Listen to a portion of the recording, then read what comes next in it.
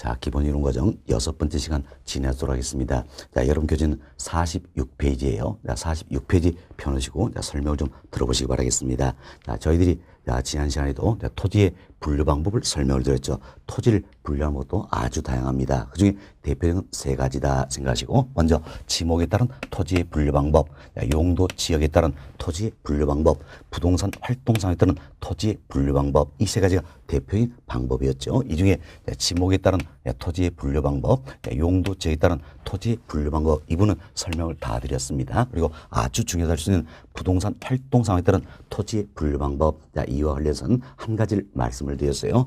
터, 대자 쓰는 대지, 그리고 택지, 부지, 이부를 설명을 드렸습니다. 자, 이어서 이제 후보지와 이행지에서 말씀을 좀 드리도록 하겠습니다. 자, 여기 보세요.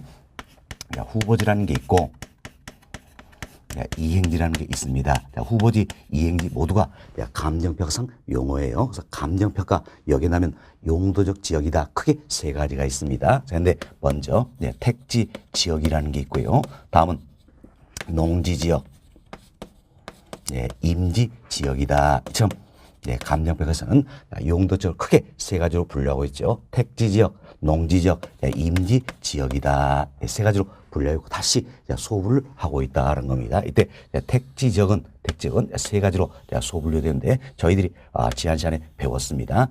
택지는 감정평가상 용어라 그랬지요. 그래서 택지의 주된 용어가 뭡니까? 주상공이다. 이렇게 기억하자 그랬지요. 그래서 택지 지역은 주거지 또는 주택지 좋습니다. 다음은 상업지, 공업지 이렇게 소분류되고 있다 보시면 되겠죠. 다음 농지지역도 다시 세 가지로 소분류하고 있다는 겁니다. 답, 과수원이다 이렇게 보시면 되겠어요. 전은 뭡니까? 밭이죠. 답은 논이다 이렇게 생각하시면 되겠습니다. 그래서 전, 답, 과수원 소분류하고 있고, 임지역은 두 가지로 소분류하고 있다는 겁니다. 하나는 신탄림이라는 게 있고요. 또 하나는 용제림이다 이렇게 보시면 되겠어요. 이때 신탄림이 뭐고 용제림 뭘 것인가 이건 중요성이 없어요. 그렇지만 이제 궁금하시니까 말씀을 좀 드리도록 하겠습니다. 신탄림 할 때 탄자가 있지요. 이 탄자가 한문으로 써보면 뗄 탄자예요. 자, 여러분들이 석탄, 연탄 들어보셨죠? 그때 탄자를 말한다는 거면서 신탄임에서는 뗄감용 나무가 인적을 말하는 거예요. 입에서 용제임이라서는 가구용 나무가 인적을 말한다 이렇게 보시면 되겠습니다. 이처럼 이제 감정평가에서는 용도지역을 크게 세 가지 택지지역, 농지지역, 임지역으로 분류하고 있고, 다시 택지지역은 주거지 또는 주택지가 되겠죠. 상업지, 공업지로 소분류하고 있다. 농지지역은 전, 답, 과수원으로 소분류하고 있고, 임지역은 신탄림과 용제림으로 소분류하고 있다는 겁니다. 이때 큰 용도적 세 가지가 있죠. 뭐가 있습니까? 택지지역, 농지지역, 임지역이 있다. 참 큰 용도적 상호간에 큰 용도적 상호간에 전환이 진행 중인 토지가 있다라는 겁니다. 자, 예를 들어서 여러분 이 생각하셔야죠. 농지지역이 택지지역으로 전환이 진행 중이란 이야기예요. 그럼 자, 농지지역에서 택지지역으로 전환이 진행 중이는 뭡니까? 농지지역에서 택지지역으로 바뀌어가고 있다 할 수 있겠죠. 따라서 우리가 이제 택지가 될 후보다, 택지가 될 예정이다 표현할 수 있겠지요. 따라서 이 같은 토지를 우리가 후보다 그래서 후보지, 예정이라서 예정지 이렇게 표현하고 있다는 겁니다. 그래서 농지지역이 택지로 전환이 진행 중이다는 겁니다. 이때는 뭡니까? 정확히 표현하면 택지 후보지다, 택지 예정지다 이렇게 표현할 수 있겠죠. 이처럼 큰 용도적 상호 간의 전환이 진행 토지를 뭐라 합니까? 후보지 또는 예정지란다 이렇게 보시면 되겠어요. 그래서 이름이 아주 낯설게 들릴 수도 있겠지만 아마 또 많이 이 같은 후보지 또는 예정지다 이걸 보신 분도 계실 겁니다. 여러분이 고속도나 국도 타고 쭉 달려다 보면 큰 편말이 5개 부착이 되어 있습니다. 그래서 한 글자로 적어져 있죠. 뭐라고 이렇게 적어져 보셨을 거예요. 택지 예정지다 이렇게 편말이 부착이 되어 있다냐 보셨죠? 바로 예정지가 뭡니까? 후보지다 이렇게 생각하시면 되겠습니다. 이게 참고하시고, 여튼 큰 용도적 상호간의 전환이 진행 중인 토지를 후보지 또는 예정지라 한다는 겁니다. 그럼 자, 여기 보세요.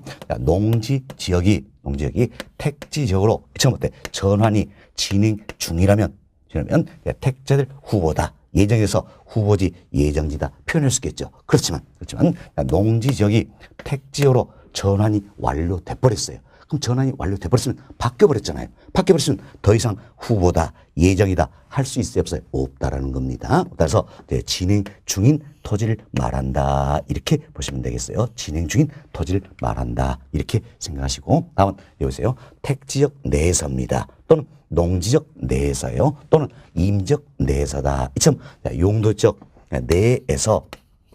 내에서 이행이 진행 중인 토지가 있다라는 겁니다. 그럼 자 우리가 예를 한번 들어봅시다. 여기 보세요. 과손이 전으로 이렇게 이행이 진행 중이라는 이야기. 이는 뭡니까? 농지역 내에서가 되겠지요. 자, 이 같은 토지를 가리켜서 우리가 이행지 이렇게 표현한 겁니다. 역시 마찬가지예요. 이행지도 진행 중인 토지를 말한다는 이야기야. 자, 여기 보세요. 과손이 전으로 이행이 진행 중이라는 이야기예요. 이땐 이행지가 되겠지요. 그렇지만 과손이 전으로 바뀌어 버렸습니다. 바뀌어 버리면 더 이상 이행지다 할 수 있어요 없어요? 없다라는 겁니다. 없다. 그래서 여러분께서는 후보지 이행지 다 마찬가지예요. 후보지 이행지 다 마찬가지로 전환 또는 이행이 진행 중인 토지를 말한다 이렇게 보셔야 되겠습니다. 그래서 진행 중인 토지를 말한다. 전환이나 이행이 완료돼 버리면 더 이상 후보지 이행지는 아니라는 거예요. 그래서 진행 중인 토지를 말한다. 이렇게 생각하시고 다음 여기 보세요. 전환이 진행 중이다. 이행이 진행 중이다. 이걸로 후보지 이행지를 구분하시는 분이 있어요. 그러나 아차면 실수할 수가 있는 겁니다. 왜 그럴까요? 학자들은 전환 이행 이렇게 구분하긴 하지만 전환 이렇게 표현하게 한다는 이야기. 아차면 실수할 수 있기 때문에 우리가 후보지 이행지로 때는 이걸로 구분한다는 이야기예요. 큰 용도적 상호간이면 뭐가 되는 겁니까? 후보지. 자, 용도적 내에서면 뭡니까? 이행지다. 이렇게 구분하시면 되겠어요. 여튼 후보지나 이행지는 모두가 전환 또는 이행이 진행 중인 토지를 말한다. 이걸 먼저 생각하셔야죠. 그래서 전환의 이행이 완료돼 버리면 더 이상 후보지 이행지는 아니란 이야기예요. 전환 또는 이행이 진행 토지를 말한다 생각하시고 큰 용도적 상호간이면 뭡니까? 후보지. 내에서는 뭡니까? 이행지다. 이렇게 보시면 되겠습니다. 자, 우리가 몇 가지 예를 더 들어보겠습니다. 여기 보세요.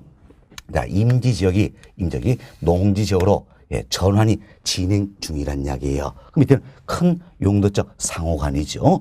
큰 용도적 상호간에 전환이 진행 중이니까 이때는 뭐가 됩니까? 후보지가 되겠죠. 정확히 표현하면 농지 후보지다, 농지 예정지다 표현할 수 있겠죠. 다음 임지역이 농지역으로 전환이 완료돼 버렸어요. 그럼 전환이 완료돼 버리면 바뀌어 버렸죠. 더 이상 후보지다 할 수 없겠죠. 이때는 뭐 됐습니까? 농지 지역이 돼 버렸다. 이렇게 생각하시면 되겠어요. 또 여기 보세요. 임지지역이 택지지역으로 전환이 진행 중이란 이야기예요. 이때는 뭐가 됩니까? 후보지가 되겠지요. 그래서 택지 후보지다. 택지 예정지다 표현할 수 있겠죠. 그렇지만 임지역이 택지로 전환이 완료돼 버렸어요. 그럼 더 이상 후보지다 할 수 있어요 없어요? 없다. 이렇게 보시면 되겠습니다. 다음은 여기 보세요. 용재림이 신탄님으로 이렇게 이행이 진행 중이라는 이야기예요. 이때는 뭡니까? 임지역 내에서지요. 내에서니까 이때는 뭐가 됩니까? 이행지가 된다 할 수 있겠죠. 다음은 용재님이 신탄님으로 이행이 완료돼 버렸어요. 그럼 바뀌어 버렸죠. 더 이상 이행지다 할 수 있어요 없어요? 없죠. 신탄님이 돼버렸다. 이렇게 생각하시면 되겠습니다. 다음 여기 보세요. 공업지가 상업지로 이렇게 이행이 진행 중이라는 이야기예요. 이때는 뭡니까? 택지역 내에서니까 이행지가 되는 것이다. 이렇게 생각하시면 되겠지요. 다음 공업지가 상업지로 이행이 완료돼 버렸어요. 바뀌어 버렸습니다. 그럼 더 이상 이행지다 할 수 있어요 없어요? 없다. 이렇게 생각하시면 되겠습니다. 다음 여기 보세요. 과손이 이처럼 상업지로 바뀌어가고 있다는 이야기야. 이때는 후보지가 될까요? 이행지가 될까요? 그렇죠. 후보지가 된다 할 수 있겠죠. 왜 그렇습니까? 과수원은 농지 지역이잖아요. 그리고 상업지는 택지 지역이다. 그러면 농지 지역에서 택지역으로 바뀌어가고 있다는 이야기야. 따라서 이때는 뭐가 됩니까? 후보지가 되는 것이다. 이렇게 생각하시면 되겠어요. 그래서 여러분들이 후보지 이행지 아주 중요한 부분이에요. 아주 중요한 부분인데 여하튼 후보지나 이행지 모두가 전환 또는 이행이 진행 중인 토지를 말한다 생각하시고 큰 용도적 상호간이면 뭡니까? 후보지. 자, 용도적 내에서면 뭡니까? 이행지다. 이렇게 해서 잘 구분해 놓으시기 바라겠어요. 우리 좀 완전 단골 메뉴다 생각하시고 잘 구분해 주시기 바라겠습니다. 자, 그럼 여러분 교재 통해서 반복할 수 있도록 하겠습니다. 교재 46페이지 보세요. 자, 46페이지 맨 하단 보시면 평월 3번 후보지와 이행지다 소개되어 있죠. 첫 번째 칸입니다. 첫 번째 중간쯤 보세요. 택지적, 농지적, 임지적, 상호간에 이 나와 있죠. 상호간이다. 이게 뭡니까? 포인트가 되겠지요. 다른 지역으로 전환되고 있는 지역의 토지다. 자, 전환되고 있다는 게 뭡니까? 전환이 진행 중이다. 알 수 있겠죠? 지금 큰 용도죠. 상호간에 전환이 진행 중이다. 이때 뭐라 합니까? 후보지다. 이렇게 표현하는 겁니다. 그 다음 쯤 보세요. 즉, 전환이 진행 토지를 말한다. 후보지다. 이렇게 생각하시면 되겠습니다. 다음 페이지 봅시다. 상단에 첫 번째 칸입니다.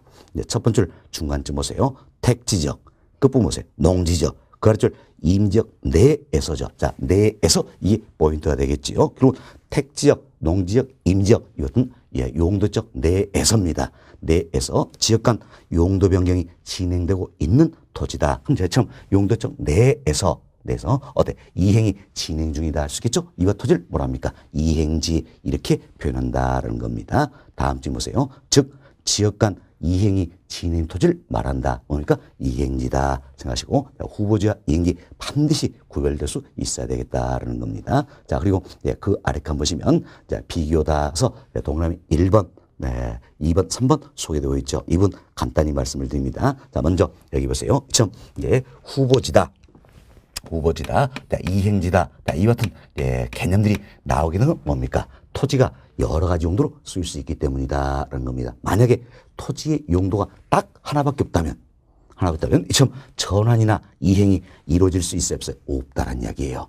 토지는 용도가 다양하기 때문에 이처럼 전환이나 이행이 가능하다는 겁니다. 그리고 용도가 다양하다. 이 같은 특성을 앞으로 우리가 배우겠지만 용도의 다양성이다. 이렇게 이야기하는 겁니다. 이처럼 용도의 다양성이란 토지의 특성으로 인해서 전환이나 이행이 가능하다. 그래서 후보지 이행지라는 개념이 나오게 된다. 이렇게 생각하시면 되겠습니다. 다음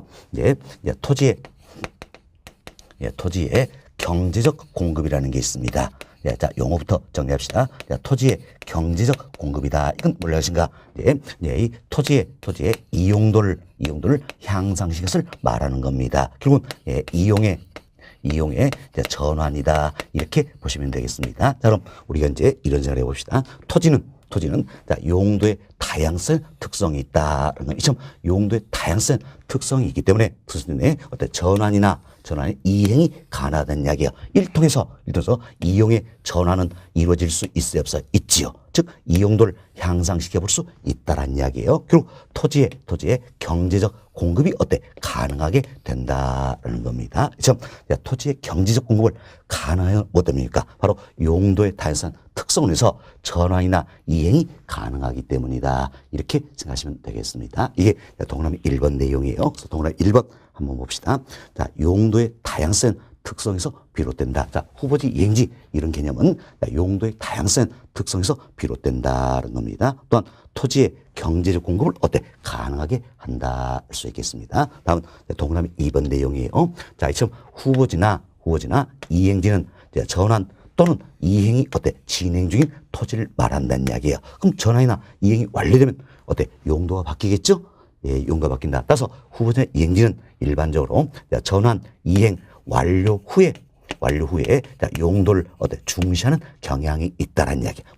어차피 바뀌니까 전환, 이행 완료 후에 용도를 중시하는 경향이 있다. 이렇게 생각하시면 되겠어요. 자, 동그라미 2번 보세요. 자, 전환 또는 이행 후에, 자, 지금 전환 또는 이행 완료 후에 용도를 중요시한다. 이렇게 보시면 되겠습니다. 다음은 동그라미 3번 내용입니다.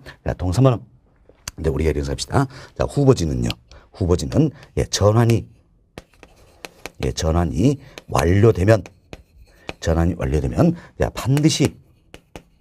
반드시 지목 변경을 초래한다는 겁니다. 반드시 지목 변경을 초래한다는 이야기. 그렇지만 이행지는 이행이 완료된다 해서 이행이 완료된다 해서 반드시 지목 변경을 초래하는 것은 아니다라는 겁니다. 결국 이행지의 경우에는 이행지의 경우에는 이행이 완료되었을 때 지목 변경이 될 수도 있지만 안 될 수도 있다라는 이야기예요. 그래서 반드시 지목 변경을 초래하는 것은 아니다. 이렇게 생각하시면 되겠습니다. 자, 그럼 우리가 간단히 예를 한번 들어봅시다. 자, 여기 보세요. 자, 여기 보시면 자, 먼저 택지 지역입니다. 택지인데 택지역은 주거지 또는 주택지, 상업지, 공업지로 소분류되고 있다 할 수 있겠죠. 이때 이제 주거용이나 상업용 쓰이는 토지의 법정 지목은 뭐가 되는 겁니까? 우리 배웠죠? 딱 한 글자예요. 법정 지목은 대다 이렇게 보시면 되겠어요. 법정 지목은 대다. 터 대자 쓰는 대다 보시면 돼요. 다음 공업용 쓰이는 이 토지의 법정 지목은 뭡니까? 공장 용지다 이렇게 보시면 되겠어요. 공장 용지다. 다음 이제 전입니다. 법정 지목 뭡니까? 전이 되겠죠. 답은 법정 지목은 뭡니까? 답이 되겠죠. 과는 뭡니까? 법정 지목이 과수원이 되는 것이다. 이렇게 보시면 되겠어요. 우리가 이 정도만 가지고 예를 한번 들어봅시다. 그럼 자, 여기 보세요. 자, 공업지가 상업지로 바뀌어가고 있습니다. 이는 택지역 내에서니까 뭡니까? 이행지다라는 이야기예요. 그럼 이행이 완료됐어요. 완료돼서 공업지가 상업지로 바뀌어버렸어요. 그럼 이때는 법정 지목이 어때? 공장 용지에서 대로 어때? 바뀌겠지요. 그렇지만 또 이제 이 경우를 봅시다. 자, 상업지가 주거지 또는 주택지로 이렇게 바뀌어가고 있어요. 이도 어때? 택지역 내에서니까 이행지가 되겠죠? 자, 상업지가 주거지로 바뀌어버렸습니다. 이행이 완료돼 버렸죠. 그럼 이행이 완료되니까 법정 지목을 한번 삽시다. 법정 지목 어때? 돼서 되네요. 지목 변경이 있어요, 없어요? 없다 할 수 있겠지요. 다음은 여기 보세요. 이제 과수원이 전으로 이렇게 바뀌어갑니다. 그럼 이는 농지역 내에서니까 이행지가 되겠지요. 이행지다. 이때 이행이 완료됩니다. 그럼 과수원이 전으로 바뀌어버렸어요. 그럼 법정 지목은 과수원에서 전으로 어때? 이처럼 법정 지목은 과수원에서 전으로 어때? 바뀌게 된다 할 수 있겠죠. 이처럼 이행지 이 같은 경우에는 이행이 완료되면 법정 지목이 바뀌는 경우도 있지만 바뀌지 않는 경우도 있다. 뭐 대표로 상업지가 주거지로 이행이 완료했을 때 이때는 법정 지목은 돼서 되다. 법정 지목이 바뀌었어 안 바뀌었어? 안 바뀌었죠? 바뀌었죠. 이걸 생각하시면 되겠어요. 그래서 자, 후보지는 전환이 완료되면 반드시 지목 변경을 초래한다는 이야기예요. 그렇지만 이행지는 이행이 완료된다 해서 반드시 지목 변경을 초래하는 것은 아니다. 경우에 따라서는 지목 변경이 이루어질 수도 있지만 경우에 따라서는 지목 변경이 이루어지지 않을 수도 있다. 이렇게 생각하시면 되겠어요. 상당히 어려운 내용입니다. 이게 이제 동그라미 3번 내용이 되겠어요. 그래서 동그라미 3번 봅시다.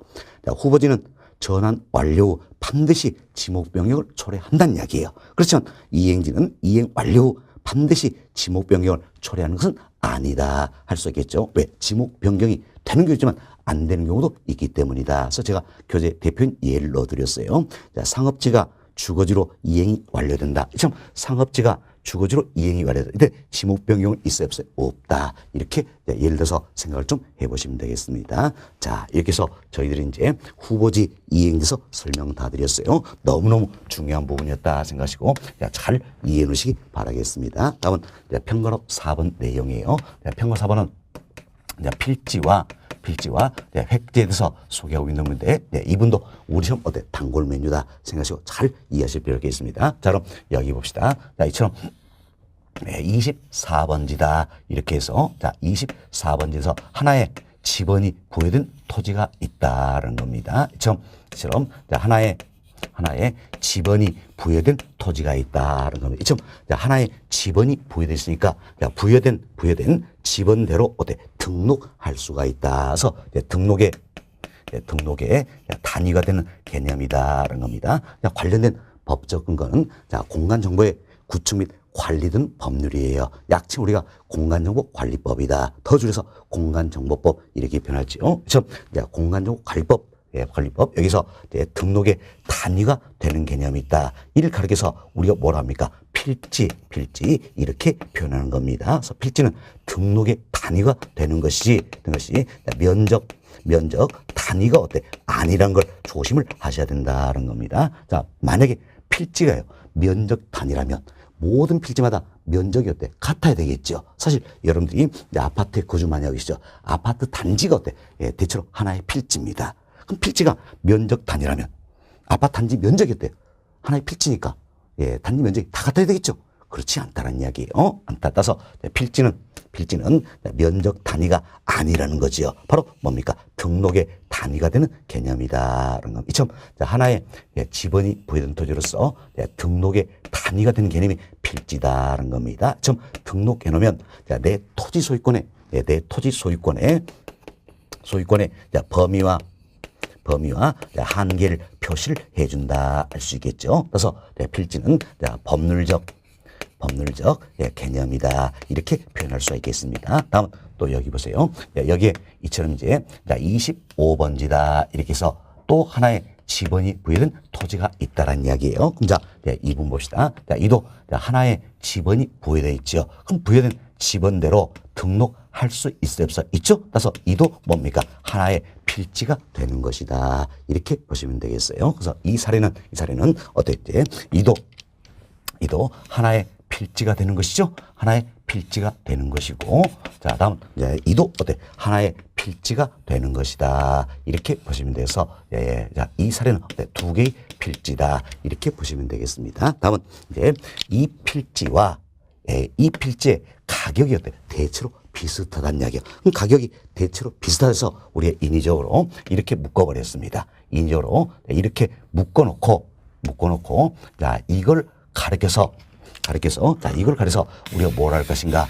획지 이렇게 이야기하는 겁니다. 획지. 그래서 획지라는 것은 가격 수준이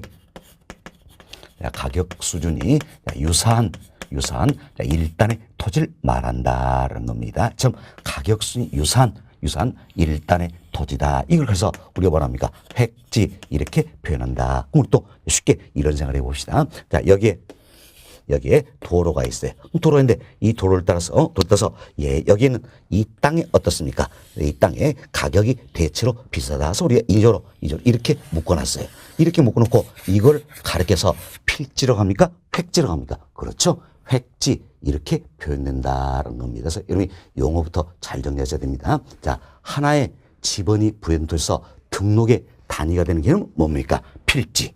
자, 가격 수준이 유사한 일단의 토지를 뭐랍니까? 획지 이렇게 보시면 되겠습니다. 그럼 이처럼 획지는 가격 수준이 유사하다는 이야기예요. 그럼 가격 수준이 유사하다는 얘기는 부동산이 우리에게 보여준 모습이다 할 수 있겠죠. 그래서 부동산 현상이다 할 수 있겠습니다. 이걸 보고 우리가 활동을 하게 된다. 그래서 부동산 현상이나 활동의 단위가 되는 개념이 바로 뭡니까? 획지가 되겠다는 겁니다. 그래서 이제 필지가 등록의 단위 개념이라면 획지는 뭡니까? 부동산 현상이나 부동산 활동의 단위가 되는 개념이다. 이렇게 보시면 되겠어요. 그렇죠?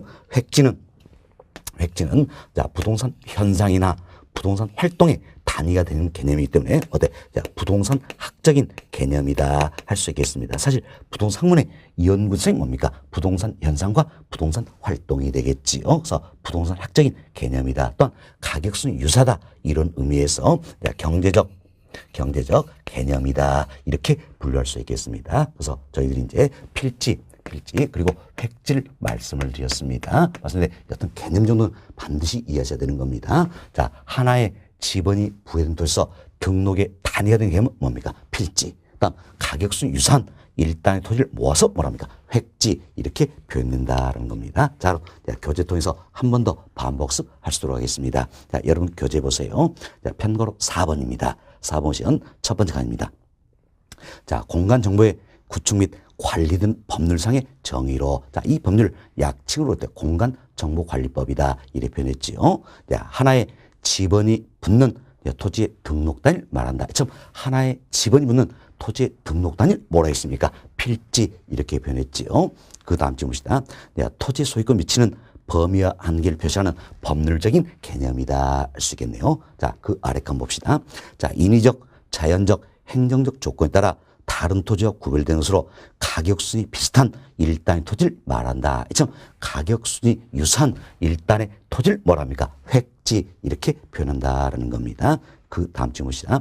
자, 하나의 거래나 이용 등 부동산 활동 또는 부동산 현상의 단위가 된다 그랬죠. 그래서 경제적 부동산적인 개념이다. 이렇게 해서 필지, 획질 구분을 좀 해놓으시면 되겠습니다. 다음 그 아래 칸 비교 봅시다. 먼저 동그라미 1번 내용이에요. 1번 내용인데 자 이제 부동산 활동 전체적인 면을 고려하지 않는 시험 부동산 활동 전체적인 면을 고려한다면 자 필지와 획질 중 뭘 더 중시할까요? 당연히 획질 중시하겠죠. 왜? 부동산 활동의 단위가 되는 개념이기 때문이다. 이렇게 생각하시면 되겠어요. 이게 동그라미 1번 내용이에요. 동그라미 1번 보세요. 부동산 활동의 경우 획지가 필지보다 더 중요시되나 알죠? 그래서 부동산 활동 전체의 면을 고려한다면 어때? 필지와 획지 뭘 더 중시합니까? 획질 더욱더 중시하게 된다. 이렇게 보시면 되겠습니다. 자, 다음은 동그라미 2번이에요. 동그라미 2번은 필지와 획지와의 관계다 소개되고 있는데, 자, 이번은 우리가 이런 생각을 해봅시다. 자, 여기 보세요. 여기도 하나의 필지가 있습니다. 자, 이처럼 24번지다. 이렇게 하나의 지분이 부여된 토지가 있다는 얘기. 하나의 필지가 있다는 겁니다. 그리고 또 여기에도 예를 들어서 25번지다. 이렇게 하나의 지분이 부여된 토지가 있다. 그럼 이도 하나의 필지고, 이도 하나의 필지다 알 수 있겠죠. 그래서 이 필지의 가격은 단위 몇 당 예를 들어서 100입니다. 그리고 이 필지의 가격은 단위 몇 당 110이더라는 이야기예요. 그럼 가격이 유사한 땅끼리 묶어보니까 이렇게 묶이더라라는 겁니다. 이렇게 묶이더라.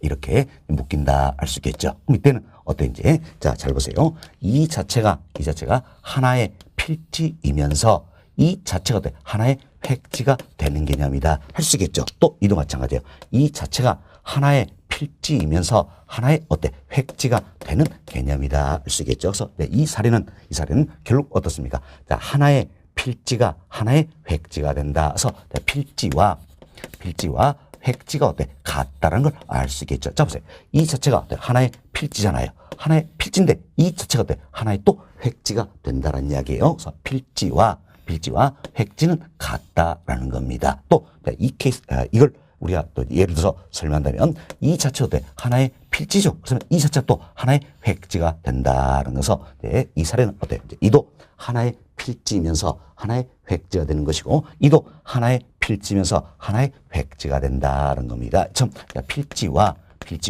획지가 같은 경우가 있다는 이야기. 이때는 어떻게 평가할 것인가? 이 필지 나름대로 평가하겠고, 이 필지 나름대로 평가하겠지요. 그래서 필지마다 개별로 평가한다는 이야기예요. 그래서 이때는 개별 평가가 이루어진다. 이렇게 생각하시면 되겠습니다. 다음은 또 이제 우리가 이런 사례를 한번 봅시다. 자, 여기에 자, 이 같은 하나의 필지가 있습니다. 하나의 필지가 있는데, 자, 이 하나의 필지가 있는데, 이 전면에 여기가 이제 도로가 있다는 이야기예요. 도로. 이러면서 이제 하나의 필지, 자, 도로와 접은 부분은 상업용으로 활용이 되고 있고, 후면부는 주거용으로 활용이 되고 있다는 이야기예요. 그럼 이때 비록 하나의 필지지만 쓰이는 용도가 다르다는 이야기예요. 쓰이는 용도 따라서 가격이 다르다는 이야기예요. 따라서 상업용으로 쓰이는 이 부분과 주거용으로 쓰이는 이 부분의 가격이 다르더라. 그래서 가격이 비슷한 땅끼리 묶어보니까 이렇게 묶일 수가 있다는 이야기예요. 상업용으로 쓰이는 이 부분과 주거용으로 쓰이는 이 부분으로 이렇게 묶일 수가 있다는 겁니다. 그럼 자, 이 사례는 뭡니까? 비록 하나의 필지지만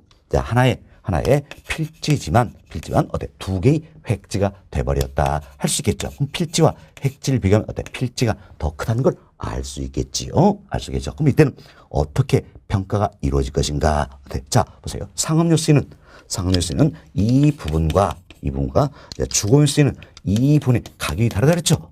따로따로 평가가 돼야 되겠지요. 그래서 이제 상업용으로 쓰이는 이 부분과 주거용으로 쓰이는 이 부분을 구분해서 평가를 하게 된다는 겁니다. 자, 이걸 가리켜서 우리가 이제 구분 평가다 이렇게 표현하는 겁니다. 구분해서 자, 보세요. 이제 상업 쓰는 이 부분과 주거용 쓰는 이 부분이 가치가 다르죠. 다르기 때문에 구분해서 평가한다는 이야기예요. 구분해서 평가한다. 그래서 구분 평가다. 이렇게 생각하시면 되겠습니다. 다음 여기 봅시다. 자, 여기에 이처럼 또 하나의 필지가 있고요. 하나의 필지가 있고, 다음 또 여기에도 하나의 필지가 있습니다. 그럼 이 사례는 이도 하나의 필지고 이도 하나의 필지가 된다 할 수 있겠죠. 두 개의 필지예요. 두 개의 필지면 대체로 어떤지 이 필지와 이 필지의 가격이 비슷하다는 이야기. 비슷해서 우리 인적으로 이렇게 묶었습니다. 자, 이렇게 묶어 놓으니까 어때? 하나의 획지가 돼버렸다. 바로 우리 여기서 설명했던 이 사례가 되겠지요. 그래서 필지는 두 개지만 획지는 뭡니까? 하나가 돼버렸다라는 겁니다. 그래서 이 케이스는 필지와 획지를 비교한다면 어때? 획지가 더 큰 경우가 되겠다 할 수 있겠죠. 이때는 어떻게 평가를 할 것인가? 자, 보세요. 네, 자, 이 필지와 이 필지의 가격이 어때? 대체로 비싸다. 그래서 우리가 이렇게 묶어버렸습니다. 묶어놓고 이게 이제 하나의 획지가 됐죠. 근데 하나 묶어놓고 어때? 이걸 어때? 일괄해서 평가를 하게 된다. 왜? 가격이 비싸니까 일괄해서 평가를 하게 된다. 이걸 그래서 우리가 일괄 평가다 이렇게 표현하는 겁니다. 그래서 우리가 여기서 개별 평가, 구분 평가, 일괄 평가 이런 표현을 해드렸는데 일단 한번 듣는 것으로 만족하셔도 되겠습니다. 저희들이 감정평가론이다 이 파트에서 아주 또 세부적으로 다뤄드릴 거예요. 그래서 한번 듣는 것으로 만족하셔도 되겠습니다. 그리고 이미 이를 통해서 또 이 사실 이해를 하셔야 되겠지요. 이처럼 경우에 따라서는 하나의 필지가 하나의 획지가 될 수도 있지만 경우에 따라서는 하나의 필지가 여러 개의 획지가 될 수도 있는 것이고 또 여러 개의 어떤 이제 여러 개의 필지가 어때? 하나의 획지가 어때? 될 수도 있다. 이 사실 잘 이해하시면 되겠어요. 자, 이 예를 통해서 하나의 필지가 하나의 획지 될 수 있고, 자, 하나의 필지가 여러 개의 획지가 될 수도 있고, 여러 개의 필지가 모여서 때 하나의 획지가 될 수 있다. 이런 부분을 잘 이해하시면 되겠습니다. 자, 이 내용이 여러분 교재 소개된 부분이에요. 자, 여러분 교재 동그라미 2번 보세요. 자, 동그라미 2번 보시면 필지와 획지의 구성관계다 나와 있죠. 기억본 보세요. 하나의 필지가 하나의 획지가 되는 경우다. 바로 이 사례 되겠죠. 그래서 이때는 필지와 획지가 어때? 같지요. 이때는 어떻게? 자, 개별로 평가한다는 겁니다. 다음 네모 보세요. 하나의 필지가 여러 개의 획지가 되는 경우다. 자, 지금 하나의 필지가 어떻습니까? 이 하나의 필지가 여러 개의 획지가 되는 경우다. 그죠? 이때는 이제 필지보다도 획지가 어때? 더 작다. 필지가 더 큰 경우가 되겠지요. 이때는 어떻게 평가합니까? 구분해서 평가한다. 구분 평가가 이루어진다는 이야기예요. 다음 뒤에 보세요. 여러 개의 필지가 하나의 획지가 되는 경우다. 그래서 이때는 필지보다 획지가 어때? 더 크다는 이야기예요. 이때는 어떻게 평가? 일괄해서 평가를 하게 된다. 이렇게 생각하시고, 여튼 하나의 필지가 하나의 획지가 될 수도 있지만 하나의 필지가 여러 개의 획지가 될 수도 있고 또 여러 개의 필지가 하나의 획지가 될 수도 있다. 이렇게 예를 들어서 이해가 좀 되시면 되겠습니다. 자, 이렇게 해서 저희들이 이제 필지와 획지 관계를 설명을 다 드렸어요. 다 드렸는데 특히 여러분들은 필지, 획지 용어 정리 잘 해놓으시기 바라겠습니다. 다시 한번 봅시다. 하나의 지번이 부여된 등록의 단위가 되는 게 뭡니까? 필지. 다음 가격수 유사한 일단 토지는 어때? 획지란다. 이렇게 잘 정리하시면 되겠습니다. 다음은 편가로 5번 내용이에요. 편가로 5번 여기 보시면 자, 맹지와 대지에 대해서 소개가 되고 있다라는 겁니다. 이때 대지는 이제 한문으로 써보면 이렇게 씁니다. 아래 옷 의자가 들어있죠? 옷 의자 들어있다. 이걸 훈음 달아보면 자루 대자다 이렇게 표현하는 겁니다. 자루 대자서 자루 대자 쓰는 대지다 이렇게 생각하시면 되겠어요. 자, 그럼 이분도 우리가 자, 이런 예를 한번 들어봅시다. 자, 여기 보세요. 여기에 도로가 있습니다. 이처럼 도로가 있고 다음은 또 여기에 도로가 있다는 겁니다. 그리고 여기는 A 소유의 토지가 되겠습니다. 다음 여기는 B 소유의 토지가 되겠고요. 자, 여기는 C 소유의 토지가 되겠습니다. 자, 다음 여기는 이제 D 소유의 토지가 되겠고요. 다음은 여기는 E 소유의 토지, 여기는 F 소유의 토지다. 이렇게 한번 생각해 봅시다. 밑에 여기 보세요. 먼저 2번입니다. 자, D 소유의 토지를 보자는 이야기예요. D 소유의 이 토지가 있죠. D 소유의 이 토지가 있습니다. 자, D 소유의 이 토지입니다. 자, 이 토지는 자 보세요. 이제 자 A, C, E, F 이처럼 예, 남의 땅에 둘러싸여 있잖아요. 그래서 도로와 접수된 면이 있어요, 없어요? 없죠. 이처럼 예, 타인의 토지에 둘러싸여서 도로에 접수된 어떤 면도 갖지 못하는 토지가 있다. 이걸 가려서 눈머리 따라서 우리가 뭡니까? 맹지 이렇게 표현한다라는 겁니다. 눈머리 따라서 맹지 이렇게 표현한다라는 거. 그럼 자 맹지는 이처럼 도로에 접수된 면이 없다라는 이야기예요. 그럼 도로에 접수된 면이 없기 때문에 원칙적으로 건축법상 건축물 세울 수가 없는 거지요. 그럼 시장에서 거래가 잘 될까 안 될까요? 안 되겠죠. 시장에서 거래가 안 된다는 이야기예요. 그래서 예, 시장성이 낮은 토지다 할 수 있겠습니다. 대체로 가격도 낮게 형성되고 있다는 거. 그래서 여러분들이 예, 땅값이 싸다 그래서 덥석 사놓고 보니까 맹진 경우가 많다는 이야기예요. 그럼 어때? 예, 자 건물도 세울 수 없고 원칙적으로 건축물 세울 수 없다 그랬죠. 예, 그리고 팔려니까 잘 안 팔리더라고요. 그래서 대대손손 물려준 또 경향도 있다는 겁니다. 그래서 토지를 구입할 때는 반드시 현장 가셔서 시험 맹지인지 아닌지 반드시 확인을 할 필요가 있다. 이렇게 생각을 해봅니다. 됐습니다. 여하튼 타인의 토지에 둘러싸여서 도로에 접수된 어떤 면도 갖지 못하는 이 토지를 뭐라 합니까? 맹지 이렇게 보시면 되겠습니다. 다음은 여기 이제 자, 이 소유의 토지를 한번 보자 이야기예요. 자, 이 소유의 이 토지를 봅시다. 네, 이 소유의 자, 이 토지입니다. 자, 이 토지를 보니까 자, 이 토지도 자, 이 소유의 자, 이 토지도 근본적으로 남의 땅에 어떻습니까? 이처럼 둘러싸여 있다라는 이야기야. 그러나 맹지와 큰 차이가 있는 게 있죠. 바로 뭡니까? 여기에 조그만 돌의 접속면이 있다는 새끼리 있다는 얘기예요. 새끼리 있다. 그럼 자, 이 모습이니까 마치 어때? 마치 쌀자처럼 생겼다라는 겁니다. 쌀자처럼 생겼다는 면서 자루 대자를 써서 자루대서 어때? 대지 이렇게 표현한다라고 보시면 되겠습니다. 자루 대자 써서 대지 이렇게 표현한다라는 겁니다. 흔히 자 먼저 자루대서 대지를 우리 흔히 어때? 자루형 쌀자루처럼 생겨서 자루형 택지다 이렇게 표현하는 겁니다. 자루형 택지다 이러면서 자루 대자 써서 대지 이렇게 표현하고 있다라는 겁니다. 자, 그래서 우리가 이 부분은 어땠지? 한문으로 좀 구별을 좀 하셔야 될 필요가 있습니다. 저희들이 지난 시간에 배웠던 부분이 있죠. 터 대자 쓰는 대지라는 게 있었어요. 터 대자 쓰는 대지. 자, 터 대자는 아래 흑토자가 들어간 거죠. 좀 터 대자 쓰는 대지는 어때? 우리 두 가지 의미를 배웠었죠. 먼저 지목이 법정 지목이 대인 토지를 말한다. 또 하나 건축법상 건축이 어때? 가능한 토지를 말한다. 이렇게 해서 두 가지로 배웠습니다. 그래서 잘 고르시다. 터 대자 쓰는 대지는 법정 지목이 대인 토지다.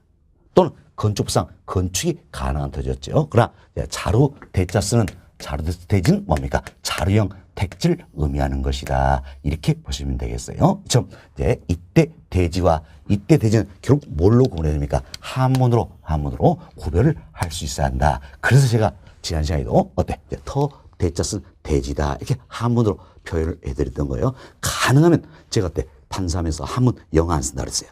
그러나 부득이하게 한문 영어로 구분해야 될 부분만 표현을 해드리고 있다 생각하시면서 이렇게 이해해 주시면 되겠습니다. 자, 이래서 저희들이 이제 편곡 5번에 나와 있는 맹지와 대지 설명을 다 드렸어요. 이 중에서는 특히 맹지가 중요한 개념이에요. 잘 이해하시면 되겠습니다. 자, 그래서 이제 여러분 교재 편곡 5번 자, 첫 번째 칸 한번 봐보세요. 자, 첫 번째 보시면 첫 번째 줄입니다.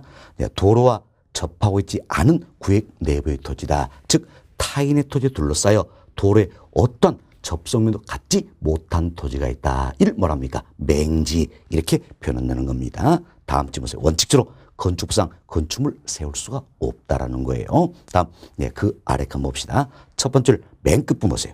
맨 끝은 자 좁은 통로에 의해 자 이처럼 좁은 통로가 있다는 이야기예요. 그럼 좁은 통로에 의해 접속면을 하는 자루형의 모양을 띠게 된 택지, 즉 자루형 택지를 말한다. 이는 뭡니까? 자루 대자 써서 대지 이렇게 표현된다 생각하시면 되겠습니다. 자, 그 아래 칸 비교를 한번 봅시다. 첫 번째 맹지나 대지를 감정평가할 때는 그 이용어치의 감소나여 감가가 불가피하다. 결국 맹지나 자로 대자 쓰는 자로 형태지 대지 모두가 어때? 가치는 떨어지겠죠. 그래서 감가가 불가피하다. 이렇게 생각하시면 되겠습니다. 자, 그래서 맹지와 자로 대자 쓴 대지 구분을 해드렸습니다. 특히 이 맹지 개념을 잘 이해하시기 바라겠습니다. 다음 페이지 봅시다. 다음 페이지는 편가루 6번. 편가루 6번. 나지 그리고 건부지, 공지, 이분이 소개가 되어 있죠. 여기서 말씀을 좀 드립니다. 자, 먼저 나지입니다. 나지는 나자가 어때? 벗을 나자예요. 땅이 홀라당 벗어버렸다. 이렇게 생각하시면 되겠어요. 땅이 홀라당 벗어버렸다. 그래서 나지는 벗을 나자 쓴다. 땅이 홀라당 벗어버렸으면 땅 위에 뭔가 있어요, 없어요? 없잖아요. 깨끗하다냐, 깨끗하다. 이 같은 걸 뭡니까? 나지 이렇게 표현한다라는 겁니다. 그래서 여름 교재 첫 번째를 보세요. 자, 토지에 건물이나 그 밖에 정착물이 없다는 이야기예요. 없다. 그리고 지상권 등 토지의 사용식을 제한하는 사법상 권리가 설정되지 아니한 토지를 우리나라에서는 뭐라고 합니까? 나지 이렇게 표현하고 있다. 그래서 이름이 토지에 건물 그 밖에 정착물이 없다는 이야기예요. 깨끗하죠? 벗을 낮췄어. 나지 이렇게 표현된다 생각하시면 되겠습니다. 다음 동그라미 1번 보세요. 자, 나지는 어때? 깨끗하죠? 토지에 건물이나 그 밖에 정착물이 없다는 이야기예요. 따라서 거래 번거로움이 없다라는 거지요. 또한 나지는 어때? 이 토지에 아무것도 없죠. 깨끗하니까 그러니까 최유효 이용을 해볼 수 있어요, 없어요? 있죠? 이때 최유효 이용이다. 이 표현이 나와 있는데 유효 이용이다. 쉽게 표현하면 가장 좋은 용도로 써보자 이런 내용이에요. 그래서 이 나지는 아무것도 없다. 깨끗하기 때문에 가장 좋은 용도로 활용할 수 있어요, 없어요? 있다라는 이야기예요. 그렇죠? 나지는 최유효 이용이 기대된다. 그래서 시장에서 거래가 잘 된다 할 수 있겠죠. 시장성이 아주 높다 이렇게 보시면 돼서 가격도 대체로 높은 편이죠. 참고로 우리 조금 전에 맹지 말씀드렸어요. 맹지는 시장에서 거래가 잘 됩니까? 안 됩니까? 안 되겠지요. 그래서 시장성이 아주 낮다는 이야기. 그러나 나지는 시장에서 거래가 잘 되겠죠. 시장성이 아주 높다 이렇게 비교하시면 되겠습니다. 자, 이 내용이 동그라미 1번 내용이에요. 동그라미 1번 봅시다. 나지는 거래 번거로움이 없고 최유효용이 기대되기 때문에 시장성이 높다. 시장에서 거래가 잘 된다. 이렇게 보시면 되겠습니다. 다음 동그라미 2번 내용이에요. 자, 이처럼 나지를 일본에서는 이처럼 나지를 일본에서는 다시 두 가지로 구분합니다. 저지와 갱지 이처럼 두 가지로 분류를 하고 있다라는 겁니다. 이때 보세요. 저지, 갱지 모두가 어때? 나지예요. 나지. 일본선 나지를 저지와 갱지로 분류하고 있다. 그럼 어때? 저지, 갱지 모두가 나지니까 지상에 어때? 건물이나 그 밖에 정착물이 있어요, 없어요? 없죠. 깨끗하다는 이야기요. 다만 이 저지, 갱지 모두가 어때? 공법상의 제한은 받고 있습니다. 사실 공법상 제한을 받지 않은 토지는 거의 없을 것이다라는 겁니다. 이때 공법이라는 것은 국가와 나와의 관계를 규율하는 법규체계예요. 그래서 가장 대표적인 게 뭡니까? 여러분들이 공법 시간에 배우는 국토의 갱 이유는 법률 등등등이 있다 이렇게 생각하시면 되겠어요. 자, 다음 그럼 저지의 갱 차이는 뭘까? 사법상 제한이 있냐 없냐 이 차이예요. 이 차이. 사법은 개인과 개인과의 관계를 규율하는 법규체죠. 대표적인 게 뭡니까? 민법 생각하시면 되겠습니다. 자, 그럼 우리가 보세요. 사법상 제한을 받나 안 받나 쉽게 이생하자는 이야기예요. 자, 이 토지의 지상권이나 저당권 등이 설정이 돼 있다는 이야기예요. 그럼 어때? 자, 지상권, 저당권은 어때? 민법에 나온 이야기죠. 그럼 어때? 지상권이나 저당권이 설정이 돼 있다면 그럼 어때? 사법상 제한을 받고 있다 할 수 있겠지요. 좀 사법상 제한을 받고 있다. 이걸 어때? 저지 이렇게 표현하는 겁니다. 그러면 이 토지에 지상권, 저당권 이런 게 없습니다. 깨끗하다는 깨끗하다.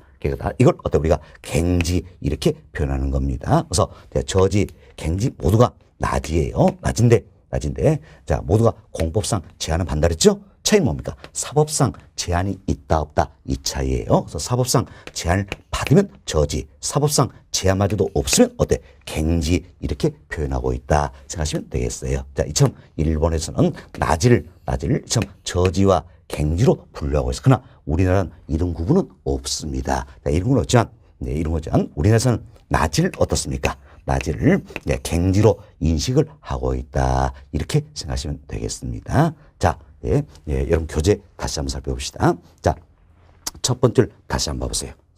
자, 첫 번째 다시 한번 보시면 토지에 건물이나 그 밖에 정착물이 없고 지상권 등 토지의 사용수 제한하는 사법상 권리가 설정되지 아니한 토지를 낮이란다. 우리나라는 이렇게 정의하고 있다는 이야기예요. 그래서 뭐 표준직 공시가 조사평가 기준이다. 뭐 여기선 이렇게 정의를 하고 있다는 겁니다. 결국 우리나라에서는 이제 사법상 권리가 설정되지 아니한 토지. 이걸 어때? 낮이다. 이렇게 정의하고 있다. 따라서 우리나라에서는 낮이를 어떤지 뭘로 인식합니까? 갱지로 인식하고 있다. 이렇게 보시면 되겠어요. 자, 그럼 동그라미 2번 다시 한번 봅시다.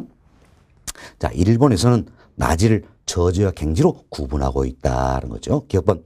저지란 지상에 건축물이 없어서 공법상 제한과 사법상 제한을 모두 받는 토지를 말한다. 참 공법상 제한, 사법상 제한 모두 받는 토지가 뭡니까? 저지가 된다는 이야기예요. 2번. 갱지란 지상에 건축물이 없는 토지로서 공법상의 제한은 있으나 사법상의 제한이 없는 토지를 말한다. 참 공법상 제한이지만 사법상 제한이 없는 토지가 뭡니까? 갱지다. 참 일본에서는 낮이를 저지와 갱지로 구분하고 있다 생각하시고 동그라미 3번 보세요. 3번. 자, 우리나라에서는 일본처럼 낮이를 저지와 갱지로 구분한 것은 아니란 이야기예요. 우리나라는 이런 구분이 없다란 이야기예요. 그렇지만 이제 표준직 공시가 조사평가 기준 뭐 등등에 따른다면 낮이를 뭘로 인식하고 있어요? 갱지로 인식하고 있다는 거. 사실 앞서 말씀드렸지만 표준직 공시가 조사평가 기준이다. 여기에 의한다면 낮이를 어때? 토지에 건물이나 그 밖에 정착물이 없고 지상권 등 토지의 사용수 제한하는 사법상 권리가 설정되지 아니한 토지를 말한다. 이렇게 낮이를 정의하고 있다는 이야기예요. 그럼 자, 여기에 한다면 결국 우리에서는 낮이를 뭘로 인식하는 거야? 갱지로 인식하는 것이다. 이렇게 참고하시면 되겠습니다. 됐습니다. 동그라미 4번 내용이에요. 4번은 우리 이런 생각을 합시다. 낮이에요. 낮이라서 모두가 법정 지목이 대일 것인가? 아니에요. 낮이랄지도 법정 지목이 대인 토지가 있고, 낮이랄지도 법정 지목이 공장 용지인 토지도 있다라는 겁니다. 이때 낮이면서 법정 지목이 대인 이 토지를 가려서 우리가 뭡니까? 나대지 이렇게 표현하는, 나돼지가 아니에요. 나대지 이렇게 표현한다는 거. 여러분이 나대지다 표현 많이 들으셨죠? 나대지는 뭘 뜻합니까? 결국 낮이면서 법정 지목이 뭡니까? 대인 토지를 말한다. 이렇게 생각하시면 되겠어요. 이게 동네 4번 내용입니다. 낮이면서 지목이 대인 토지일 때 나대지 이렇게 표현하는 겁니다. 우리 일상생활에서 많이 쓴 표현에서 설명을 좀 드렸습니다. 자, 그래서 낮이 말씀을 좀 드렸고요. 다음은 우리가 이런 생각합시다. 자, 이 같은 하나의 필지가 있습니다. 하나의 필지가 있는데 건폐율 등의 적용으로 인해서 이 부분은 건물이 들어서 있다는 이야기예요. 건물이 들어서 있다는 겁니다. 그래서 건물이 들어서 있으면 건물에 어때? 부지로 제공된다 할 수 있겠죠. 이 토지를 가려서 우리가 건부지 이렇게 표현하는 겁니다. 자, 건물에 부지로 제공되고 있다. 그래서 건부지 이렇게 표현하는 겁니다. 다음은 여기 보세요. 자, 이 토지입니다. 이 부분입니다. 자, 이 부분 한번 봅시다. 자, 이 부분은 이처럼 한 필지 내에서 건폐율 등의 적용을 해서 건물이 어때? 들어서지 못하고 비워져 있다 할 수 있겠죠. 좀 비워져 있다. 이 토지를 비를 공짜 써서 뭡니까? 공지 이렇게 표현하는 것이다 생각하시면 되겠어요. 그렇습니다. 그래서 공지 개념도 잘 이해하셔야 됩니다. 공지는 한 필지 내에서요. 한 필지 내에서 건폐율 등의 적용을 해서 건물이 들어서지 못하고 비워져 있는 이 토지를 뭐라 합니까? 공지 이렇게 표현한다. 비를 공짜 써 공지 이렇게 표현한다 생각하시면 되겠어요. 그럼 자, 아주 쉽게 또 우리가 이런 예를 한번 들어봅시다. 자, 여러분들이 이처럼 이제 아파트 단지 어때? 거주를 하고 계신다라는 겁니다. 그럼 여기에 101동이 있지요. 101동. 여기에 102동이 있다. 102동이 있다. 그럼 101동이 들어서 있는 이 토지가 있죠. 102동이 들어서 있는 이 토지가 있다는 이야기. 이 토지는 그럴 때 건물의 부지로 제공되고 있다 할 수 있겠죠. 이 토지는 자, 여긴 이 토지. 이 토지는 뭐가 되는 겁니까? 건부지가 되겠지요. 건부지. 그리고 좀 이제 자 이제 건물이 들어서부터 비어져 있는 자 예, 이 토지가 있다는 이야기요. 예, 건물이 들어서부터 비어져 있는 이 토지가 있다. 이 토지는 뭐가 되는 겁니까? 공지. 이렇게 아주 쉽게 이해가 좀 되시면 되겠습니다. 됐습니다. 네. 자 이런 정도 말씀을 드립니다. 자 여러분 교재 봅시다. 교재는 이제 두 번째 칸이에요. 첫 번째 봅시다. 건폐율 이용전 제한 때문에 한 필지 내에서 비워둔 토지가 있다. 이걸 뭐라 했습니까? 공지 이렇게 표현했던 거였죠. 다음 그 아래 칸 보세요. 첫 번째 건축물이 있는 토지로 건물 등의 용도에 제공된 부지를 말한다. 결국 건물의 부지로 제공되고 있다. 뭡니까? 건부지 이렇게 보시면 되겠습니다. 다음 동그라미 1번 한번 봅시다. 이제 건부지의 감정평가는 낮이로서의 평가액을 한도로 한다는 겁니다. 사실 여러분 이 생각하세요. 자 여기 봅시다. 자 이게 낮입니다. 낮이는 어때? 예, 자 이제 지상에 어때? 건축물 등 아무것도 없죠? 깨끗하다는 이야기예요. 그러면 여기 보세요. 이제 자 여기는 건물이 이렇게 들어서 있다라는 겁니다. 그럼 자 이 토지는 뭐가 되는 겁니까? 건부지가 되겠지요. 그럼 낮이는 어때? 토지에 아무것도 없어요. 그래서 낮이는 최유효 이용이 기대된다 할 수 있겠지요. 그렇지만 건부지는 지상에 건물이 있다는 이야기. 이 건물이 반드시 최유효이다 할 수 있어요, 없어요? 이 건물이 최유효 이용일 수도 있지만 아닐 수도 있다는 이야기예요. 만약에 최유효 이용이 아니라면 어때? 이 토지의 가치는 어때? 떨어진다 할 수 있겠지요. 떨어진다 이렇게 보시면서 감가의 대상이 될 수 있다 이렇게 생각하시면 되겠어요. 자 이게 동그라미 1번 내용이에요. 다시 한번 봅시다. 자 건부지의 감정평가액은 이제 낮이로서의 평가액을 한도로 한다는 이야기예요. 자 건물의 용도가 낮이에 비해서 제한되겠죠. 예, 제한돼 또 유용성도 낮아질 수 있다는 이야기에서 건부감가를 감가는 뭡니까? 가치가 떨어진다는 이야기예요. 그래서 건부감가를 행하는 것이 일반적이기 때문이다라는 겁니다. 물론 여기도 예외는 있는 겁니다. 일반적으로 건부감가가 이루어진다 이렇게 보시면 되겠어요. 뭐 때문입니까? 건부지는 건물이 들어섰는데 이 건물이 최유효이 아닐 수도 있다라는 이야기에서 가치가 떨어질 수도 있다 이렇게 참고하시고 여튼 건부지의 평가액은 어때? 낮이로서 평가액을 어때? 한도로 하고 있다. 이렇게 참고하시면 되겠습니다. 자, 이렇게 해서 평가로 6번 낮이, 공지, 건부지 설명은 다 드렸습니다. 다음 우측 페이지 봅시다. 우측 페이지는 법지와 빈지에 대해서 소개가 되어 있는데 자, 이 부분은 여러분들이 이렇게 구분을 좀 해보시기 바라겠습니다. 법지와 빈지다. 라는 건데, 자, 이 구분의 기준은 두 가지예요. 소유권이 인정되느냐 여부와 활용에 따른 실익, 즉 실제적인 이익이 있느냐 여기 따른 분류다라는 겁니다. 자, 우리 시험용어로 이렇게 생각하자는 이야기예요. 법지는 법에 의해서 소유권은 인정이 됩니다. 그러나 활용에 따른 실익은 없거나 극히 적은 토지를 말한다. 주로 이제 경사면에 토지다 이렇게 보시면 되겠어요. 아마 여러분들이 이런 땅을 보셨을 겁니다. 자 여기에 이렇게 주택이 있습니다. 그리고 여기에 이제 경삼의 토지가 있어요. 그리고 이 위에 또 지금 어때? 주택이 있다라는 겁니다. 이때 여기에 있는 이 경삼의 토지 이걸 이야기하는 겁니다. 이 경삼의 토지를 한번 생각합시다. 자 사실 어땠지? 이 집으로 가기 전 이 경삼의 토지 이걸 활용하면 아주 빨리 갈 수 있겠죠. 그러나 이 활용이 안 되기 때문에 이렇게 돌아서 가는 경우 보셨잖아요. 이때 이 경삼의 토지 이걸 보자는 이야기예요. 이 경삼의 토지는 누군가에는 소유권이 있습니다. 일반적으로 윗집의 소유예요. 윗집의 소유다. 그렇지만 이게 이용이 됩니까 안 됩니까? 안 되지요. 이처럼 소유권은 인정이 되지만 활용에 따른 실익은 없거나 극히 적은 토지 이걸 뭐라 합니까? 이 토지를 가려서 뭐 합니까? 법지 이렇게 표현한다는 겁니다. 주로 경삼의 토지가 해당이 된다라는 겁니다. 여기에 정반대되는 게 빈지예요. 그래서 빈지는 소유권 인정되지 않습니다. 그러나 활용에 따른 실익은 있는 토지를 말한다. 주로 이제 해안가의 토지가 해당이 됩니다. 일명 우리가 이제 바닷가다 불리는 부분이 바로 뭡니까? 빈지가 되겠다. 그래서 이분도 시험용으로 빈지는 뭡니까? 텅텅 비어 있다. 비어있다. 소유권은 인정되지 않지만 활용에 따른 실익은 있는 토지를 말한다. 이렇게 생각하시면 되겠어요. 자, 여러분들이 어떤지 바닷가 연상 한번 보세요. 바닷가 이는 누구인가 소유권 있어요 없어요? 없죠. 그렇지만 활용은 된다 할 수 있겠죠. 좀 소유권 인정되지 않지만 활용에 따른 실익이 있는 토지가 어때? 빈지다. 사실 빈자는 한문으로 쓰면 물과 빈자를 쓰는 물 옆이다 이런 뜻이에요. 그렇지만 신경 쓰지 마시고 텅텅 비어있다. 소유권 인정되지 않지만 활용에 따른 실익이 있는 주로 해안가의 토지 일명 바닷가라 불리문이 뭡니까? 빈지다. 이렇게 해서 법지와 빈지를 구분을 좀 해놓으시기 바라겠습니다. 자, 여러분 교재해 봅시다. 편과 7번입니다.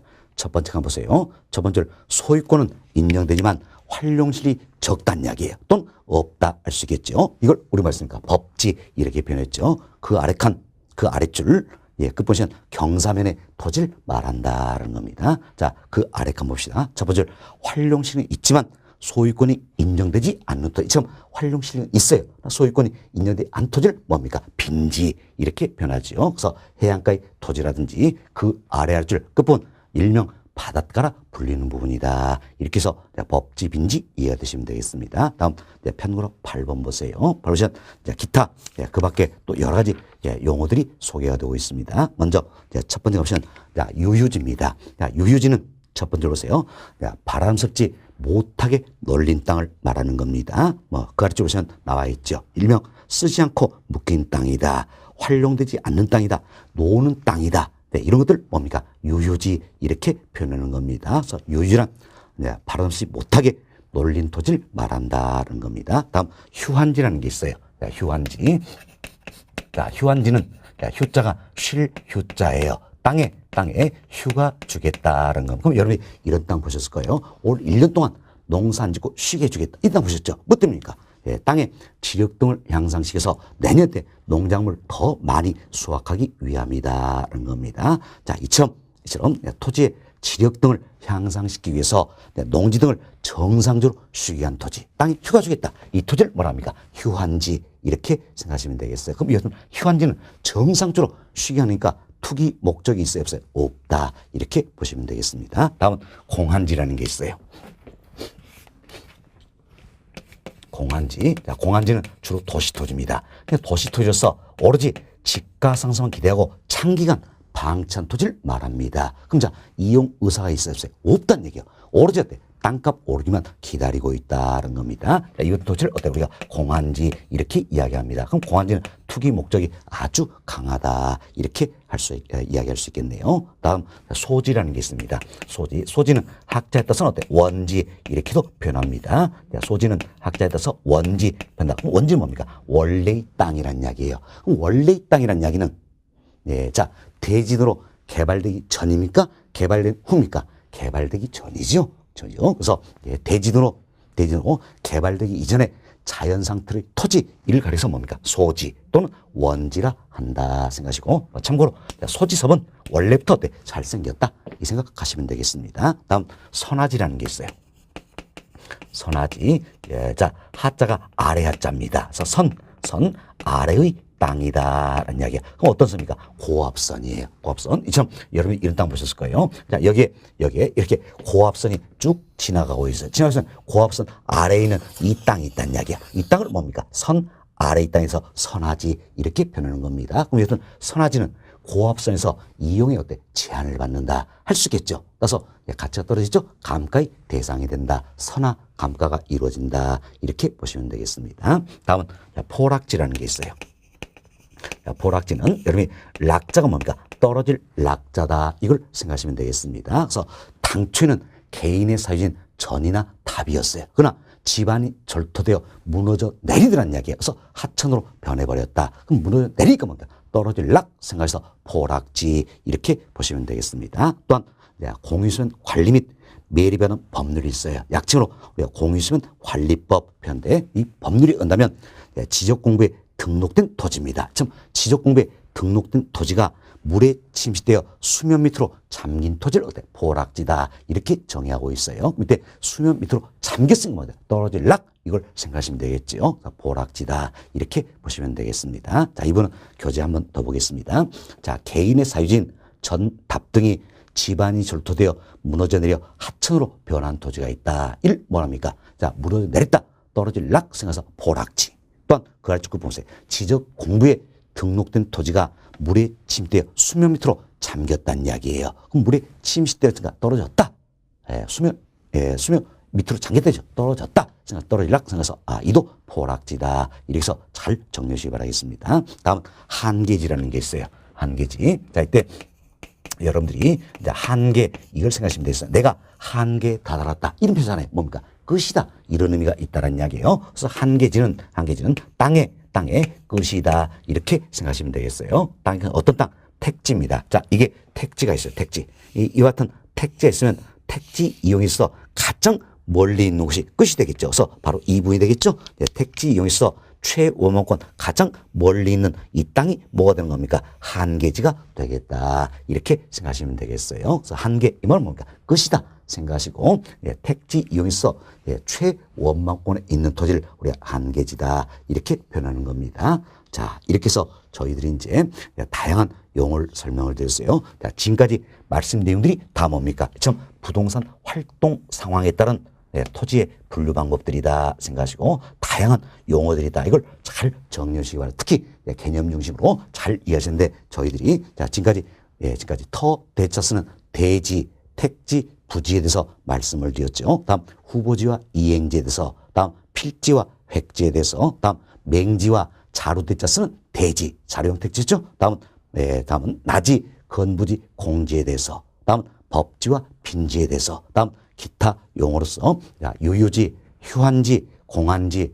소지, 선화지, 포락지, 한계지 이것은 아주 다양한 용어를 설명드렸습니다. 용어 워낙 많기 때문에 여러분이 이해하시는데 조금 혼선이 생길 수도 있어요. 그러나 여러분들이 제 설명 들으시고 반복 써보시면서 반드시 용어 정도는 정리해야 된다. 지금 말씀드린 이 용어들 모두가 우리 시험에서 출제가 다 되었던 부분들입니다. 그래서 정리를 좀 해놓으시면 되겠는데 특히 이 중에 중요한 게 뭡니까? 후보지, 이행지, 필지, 획지, 맹지 이런 부분들은 특히나 더 중요한 부분이다 생각하시고 잘 정리를 좀 해놓으시기 바라겠습니다. 개념 중심으로 정리만 잘 되시면 크게 우리 시험은 문제가 없을 겁니다. 자, 이렇게 해서 저희들이 이제 토지의 분류 방법을 다 맞춰드렸습니다. 맞춰드렸고 다음 시간에는 건물의 분류 방법 여기서부터 설명을 좀 드리도록 하겠습니다.